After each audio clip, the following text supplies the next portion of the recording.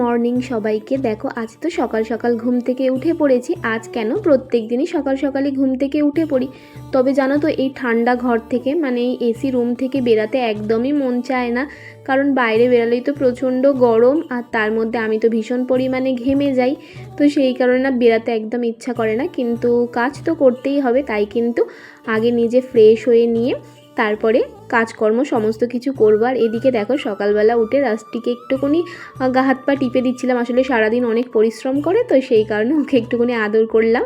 আর তারপরে আমি আজকে যাব ছাদেতে পাখিদেরকে একটু খাবার দিয়ে আসতে। তো এখানে জানো তো আমি ভুট্টার দানা, তারপরে তোমার মুগ কড়াই আর ঘরে কিছু ফল ছিল, সেখান থেকেই অল্প অল্প করে পাখিদের জন্য কেটে নিচ্ছি, নিয়ে গিয়ে ছাদে দিয়ে আসবো।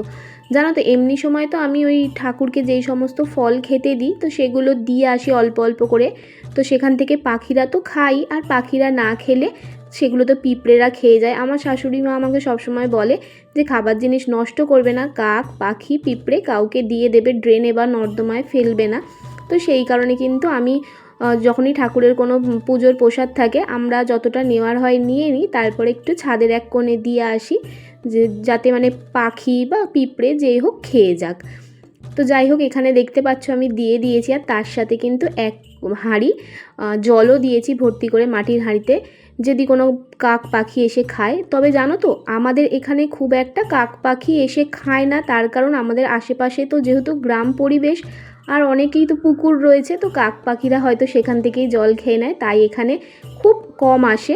তো যাই হোক, তাও আমার মন চেয়েছে বলে আমি দিয়ে রেখেছি। আর তারপরে তো ঘরে এসে সমস্ত কাজকর্ম করে নিয়ে এদিকে দুপুরে রান্না বসিয়ে দিয়েছি। আজকে দুপুরের রান্নায় হবে থোর চচ্চড়ি, চিংড়ি মাছ দিয়ে আর সবজি দিয়ে।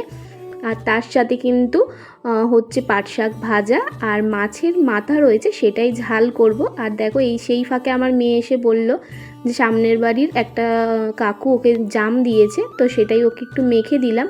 আর এদিকে দেখো আমার কিন্তু দুপুরে রান্নাবান্না একদম কমপ্লিট। কেমন লাগলো আজকের ব্লগটা অবশ্যই কমেন্টে জানিও।